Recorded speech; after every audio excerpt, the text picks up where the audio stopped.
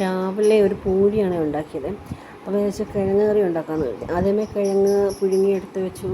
പിന്നെ ഉള്ളിയും ക്യാരറ്റും തക്കാളിപ്പഴവും വെളുത്തുള്ളിയും ഇഞ്ചിയും എല്ലാം റെഡിയാക്കി വെച്ചിട്ട് ചീനിച്ചട്ടി വെച്ചിട്ട് കടുക് പൊട്ടിച്ചു.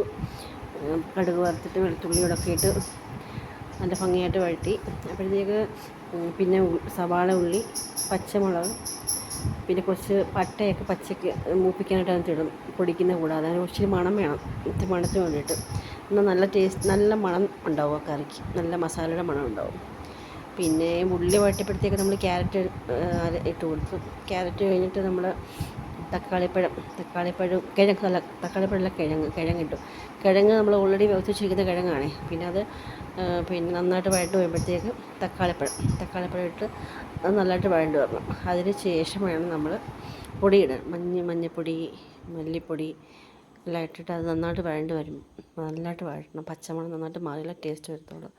അപ്പോഴത്തേക്ക് നമ്മൾ കുറച്ച് മസാലപ്പൊടി ഇട്ട് കൊടുക്കണം. മസാലപ്പൊടി ഇട്ട് ഭംഗിയായിട്ടത് റോസ്റ്റായിട്ട് വരുമ്പോഴത്തേക്ക് അരച്ച് വെച്ചിരിക്കുന്ന കുരുമുളകും കൂടി ഇട്ട് അരച്ച് വെച്ചിരിക്കുന്ന തേങ്ങയും കൂടി ഒഴിക്കുക. ഒഴിച്ച് ആവശ്യത്തിന് വെള്ളം ചേർത്ത് കുറുക്കി വേവിക്കുക. അത് തിളച്ച് വരുമ്പോഴത്തേക്ക് അതിനകത്ത് കുറുകും. കാരണം കിഴങ്ങിൻ്റെയും ക്യാരറ്റിൻ്റെയൊക്കെ എല്ലാം വെച്ചിട്ട് കുറുകിക്കോളും. നല്ല തിളച്ച് കഴിയുമ്പോഴത്തേക്ക് തിളയ്ക്കുമ്പോൾ നമുക്ക് നമ്മുടെ സ്റ്റൗ ഓഫ് ചെയ്യാം.